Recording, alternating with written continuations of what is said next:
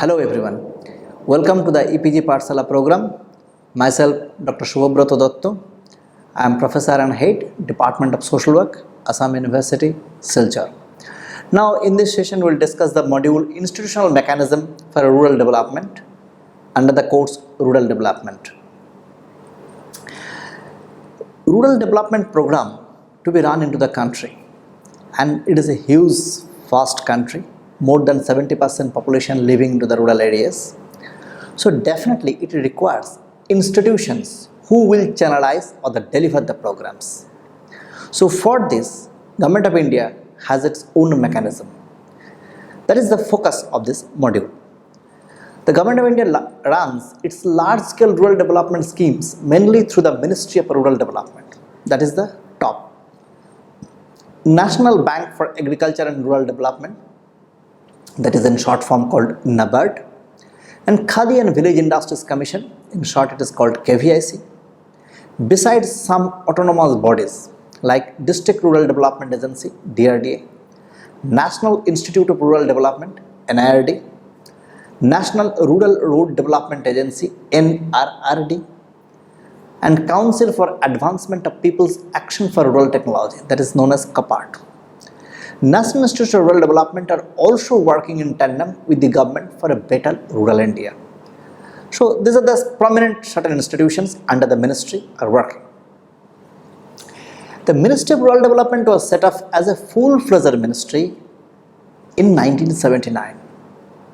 The ministry consists of three departments: Department of Rural Development, Department of Drinking Water Supply, and the Department of Land Resources. In India, the Ministry of Rural Development is the apex body for formulating policies, regulation, and acts relating to the development of rural sector. The Directorate of Panchayati Raj and Rural Development are also there for the execution of the programs. In the latter stage, I will come. To execute the programs of rural development, Government of India has arranged institutional mechanism to deliver to the grassroots level. Because from the ministry to the village, there is a huge roads are there. How to run this road? How we should go on? How the program to be carried? That is the issue. There are a number of government bodies who looks after the various schemes and programs. At the foremost, Panchayati Raj institutions, in short form it is called PRIs. All other institutions execute their program through PRIs. The different government bodies are discussed below in connection to the rural development. In short form, what I am saying, actually PRIs is the apex one. In the villages and specifically in the district level, it is the body through which everyone will enter for their implementation. Now, one prominent agency is there is the District Rural Development Agency. District Rural Development Agency has traditionally been the principal organ at the district level to oversee the implementation of poverty alleviation programs. Specifically, supervision, monitoring guidelines they could provide. However, keeping in view the need for an effective agency at the district level to coordinate the poverty alleviation programs, a new certainly sponsored scheme for strengthening the DRDAs was introduced in the 1st April 1999. Under the scheme, the staff costs of DRDA establishments are made by the central and the state government at ratio of 75:25. What is the meaning of that? Actually, DRDA was there, but to make it more strengthened with various kind of staff so that it can monitor, it can look after the programs, and sometimes it can directly implement certain programs in specific cases. So providing the staffs and proper building and infrastructure, certain funds allocated with a proper ratio of 75 by the central and 25 by the state. The DRDAs are expected to coordinate effectively with the line department, the Panchayat Raj institutions, the banks and the other financial institutions, the NGOs as well as technical institutions with a view to gathering support and resources required for poverty reduction effort in the district. I am giving an example. One specific technological based program to be implemented. People require skill training. Where they will do it? Maybe Janashikhan Sansthan is there. So DRDA will ask and coordinate with the Janashikhan Sansthan to provide that specific training to be given, number one. Panchayat will ask to identify who will be the beneficiaries for that. They will write to the bank for arrange finances for providing them loans for running these programs. So this is the task. Even certain NGOs may be invited to properly guiding the villagers to implement the program. So these are the 3-4 different bodies are there. To coordinate with them, DRDA is the prime institutions. District Rural Development Agencies have been working in partnership with the various line departments for the implementation of different programs through mobilizing and organizing the community people. DRDAs have been facilitating with credit to the poor, specifically needy, through the formation of SHGs. For the study, the most selected NGOs, specifically DRDA, worked as a partner with the SHGs formation, conducting different training programs and construction facilities through different schemes like earlier SGSY, which is now Pradhan Mantri Sadak Yojana, and others. Another one, Council for Advancement of People Action and Rural Technology, that is called in short form CAPART. Council for Advancement of People Action for Rural Technology is an autonomous body registered under Societies Registration Act 1860, constituted in 1986, and it's functioning under the agencies of the Ministry of Rural Development. Actually, it is a government-framed non-government organization for its own. It is fully funded, supported by the ministries, but it is an autonomous for framing its own objectives, programs and issues. CAPART is involved in catalyzing and coordinating the emerging partnership between the voluntary organizations and the Government of India for sustainable development in rural areas. Actually, it is identifying different NGOs, non-government organizations, who are working or would like to work into the rural areas and asking the government for fund and other support. So it is a coordinating agency.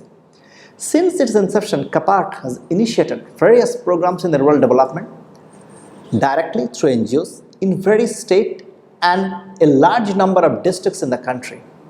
Since here, CAPART's initiatives are not being channelized to the state departments of the district administration, monitoring, evaluation and selection of NGOs is done directly by the CAPART headquarters and its regional offices. So it is specifically coordinating selection and procession continuation of the rural development work. Another one is State Institute of Rural Development, SIRD. The State Institute of Rural Development is an apex body in the broad field of training and research in rural development. Actually continuously, for example, different block development officers, agriculture institution extension officers are being appointed in the different districts. They are actually the civil servant, directly came after the competitive examinations and others, examinations and others. Now, they may not be properly trained for different agricultural programs and others. They require training. Where they will take the training? For this, SIRD have been instituted, and this SIRD registered under the again Society Registration Act in 1860 during April 1998, and thereafter administrative and financial autonomy was conferred by the government to SIRD. And SIRD is continuously arranging trainings. Even the CAPART identified certain as NGOs. NGO members require training, they will be referred to SIRD. So this is the SIRD's activities and how the combination is going on. The function and objectives of SIRD is to building capacity through skill orientation training program on management development, technological support, skill upgradation, etc. for self-employment in rural areas by taking up economically viable activities. So different training they will conduct on the issues. For example, new scheme, NREGA, National Rural Employment Guarantee Scheme or Act, when it was implemented, most of the BDOs have been asked to come and take a training session on the workshop attend under the SIRD to get idea of the training, what are the objectives, how it is expected to be implemented, how the 100 days to be covered. So these are the issues are in there. It is like the skill development lab run by the SIRD. SIRD also conduct seminar, workshops on education, health, sanitation, drinking water, social justice, equity, social problems, etc. for officials and non-officials, and representatives of line departments, NGOs and CBOs. CBOs means community-based organizations, to make people aware about issues and problems and to organize awareness campaign at the field level about socio-economic status and welfare programs launched by the government for rural development of the rural areas. Actually, those are the people who will directly work at the community level or the village level or the district level. They are supposed to be oriented different schemes and programs implemented, initiated by the government at the SIRT. SIRT have their experiment labs, SIRT have libraries, SIRT have many other facilities to get trained over there. Another one is Rural Industries Consultancy Service Cells, that is called RICS. In few states it is in there, and that is under the KVIC. KVIC has launched Rural Industries Consultancy Services, under which first generation entrepreneurs are provided services such as project formulation, coordination with the banks, technical backup, marketing support, etc. Such initiatives will help new entrepreneurs to set up projects which will be more viable and better manageable. Actually, KVIC, Khadi and Village Industrial Commission, they want that direct some of the institutions who will be prepared the people to get their support. The scheme for fund generation and traditional industries, that is basically in short form called SFURTI. Ministry of Macro, Small and Medium Enterprises, Government of India has introduced the scheme called Scheme for Fund for Regeneration of Traditional Enterprises. Under the scheme, KVIC will support at least 500 traditional artisans in a cluster and skill upgradation, marketing through NGOs. This is a 5-year project for overall growth of traditional industry and for generating sustainable income for the artisans. KVIC is a nodal agency for the program in Northern Eastern region, and 10 Shruti cluster development program under the village industry sectors are being implemented. Specifically in the Northeast, this target was taken. Now, what are the administration of rural development? These are the, so far we discussed, the different bodies are there, how different bodies are taken care of the different work, training and issues. Now, direct administration. And the word administration has a different connotations. Presently, it refers to the government. According to Encyclopedia, administration is a process of managing and performing functions. Rural development administration here is concerned with rural development, is called rural development administration. That means where the process, management and all other issues looked after by a system, that will be called as an administration. And here, rural development issues look after the administration will be treated as rural development administration. And rural development administration connotes that arrangement in which planning, organizing, coordination and control of human and physical resources is done for exhaustive development of the rural areas. I am giving one example. National Rural Employment Guarantee Scheme or Pradhan Mantri Gramin Awas Yojana.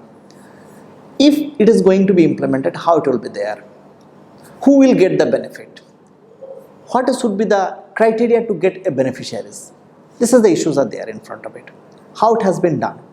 Number one, first there will be a meeting and it will be identified who are the beneficiaries, maybe 5,000 beneficiaries.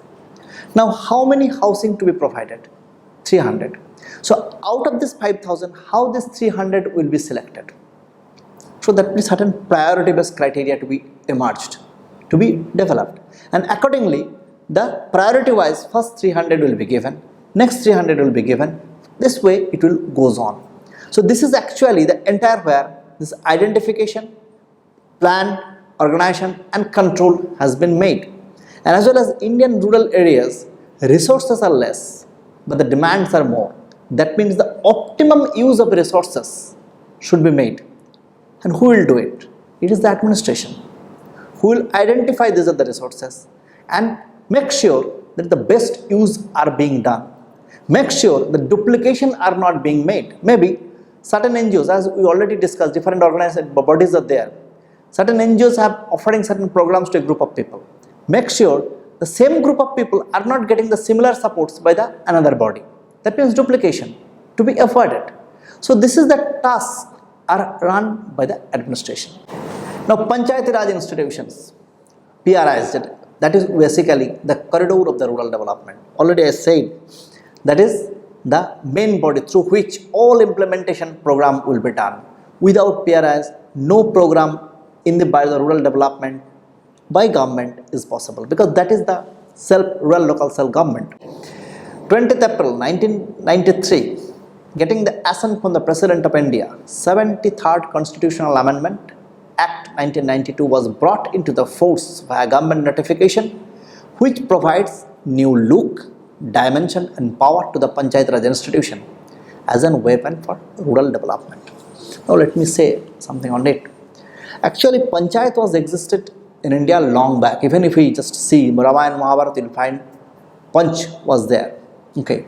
So even before independence, every village has an administration. That was Panchayat. After independence, that continued. Every states, according to their own ability, Panchayat were running and Panchayat were given power and certain control to exercise. Some states in the 70s, like West Bengal, like Kerala, they actually empowered the Panchayat. They thought that is the decentralized procession, the rural administration to be run. Later on, and the different studies have already conducted. 1957, Balwant Mehta Committee conducted a study on the Panchayati Raj. Then in the 70s, another Mehta Committee also conducted the studies on Panchayati Raj. And after the various recommendations from these, the new Panchayati Raj Institution Act as a 73rd Amendment takes place. And it has been said the best innovation in the independent India is the 73rd Amendment, where actually villagers got the power to become the government. A slogan is there, in villages we are the government. In the state or in the capital in Delhi, the government is our government, but in the villages we are the government. So that is actualizes when this amendment has taken place. It becomes evident that more egalitarian and balanced development to be achieved, a more participatory, democratic and decentralization and a bottom-up model of development is needed. That if you actually want that development will take place, then decentralized process to be initiated and it should be a bottom-up approach. That means planning should take place at the village itself, not at the central level. And then automatically it should reach to the central, from where the financial and other technical support to be generated at the villages level.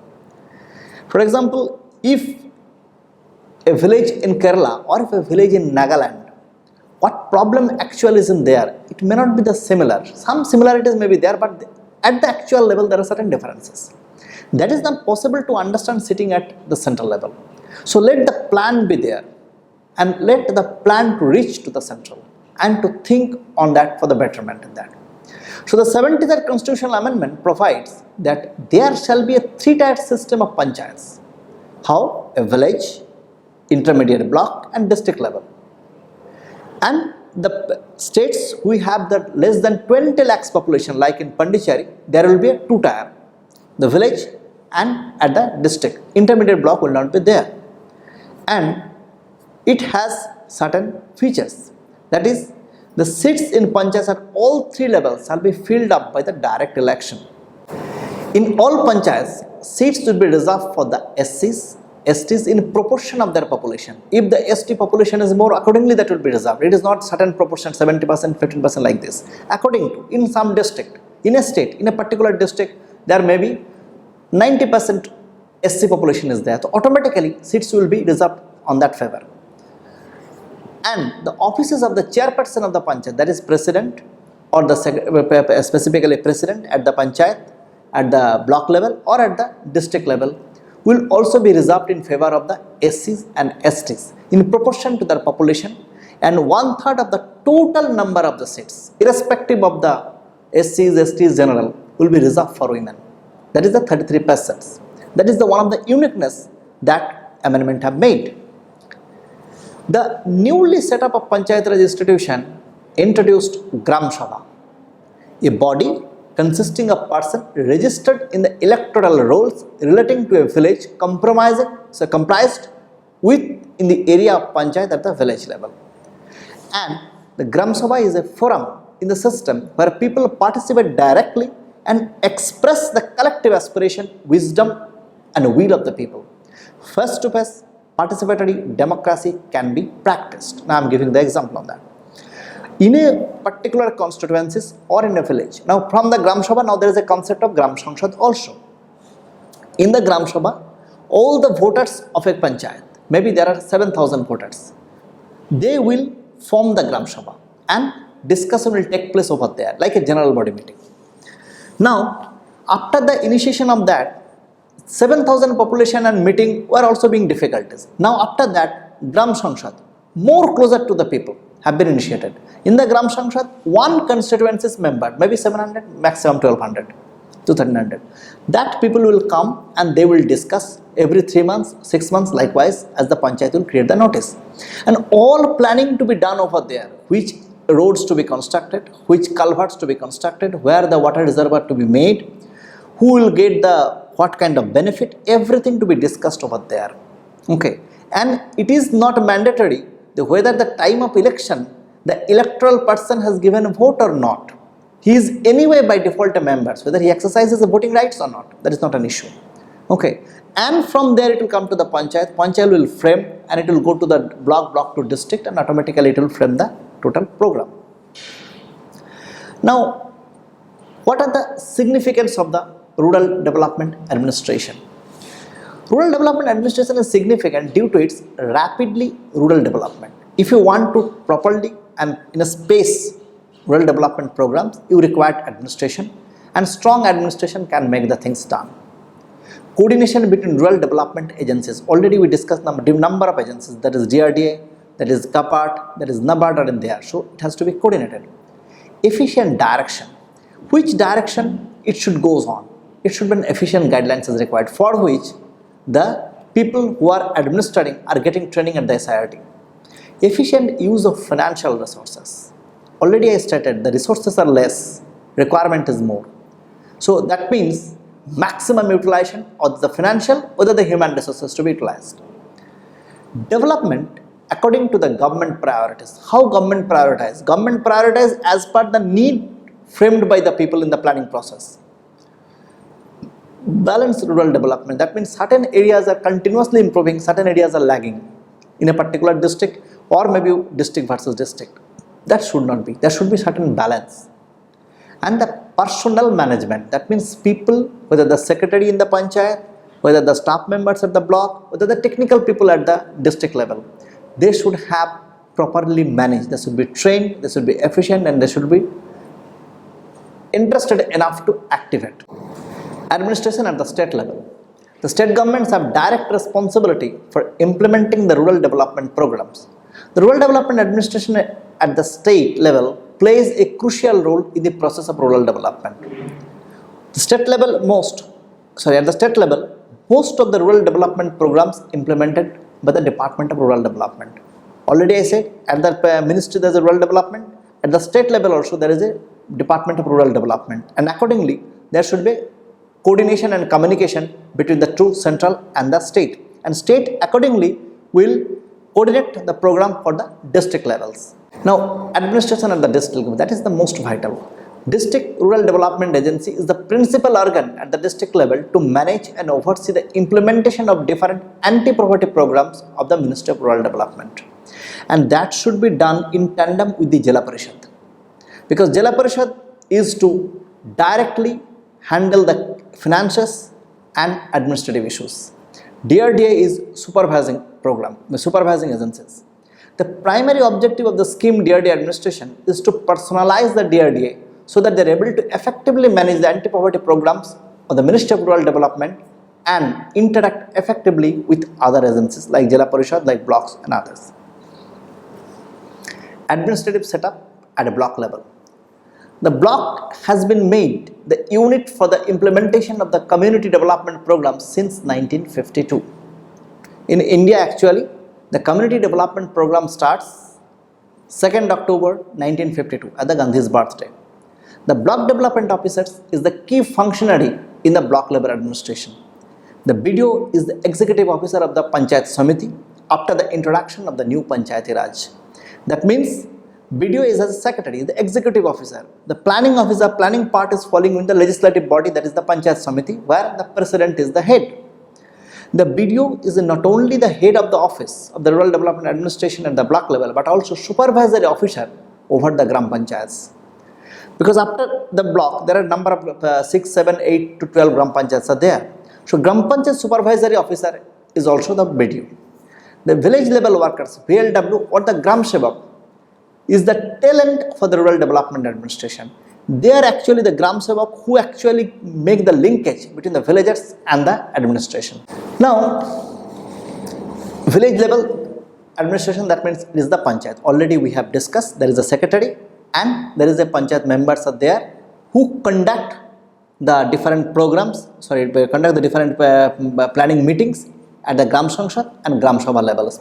Now it is only in the Gram Sanksad level, and after that it takes an executive meeting at the Gram Panchayat level and it comes to the block. Now at the conclusion of if we just summarize, the government runs its large scale rural development schemes mainly through the Ministry of Rural Development, National Bank for Agriculture and Rural Development, there is NABARD, Khadi and Village Industries Commission KVIC, besides some autonomous bodies like District Level Rural Development Agency, National Institute of Rural Development, National Rural Road Development Agencies, and Council for Advancement of People Action and Rural Technology, that is CAPARD.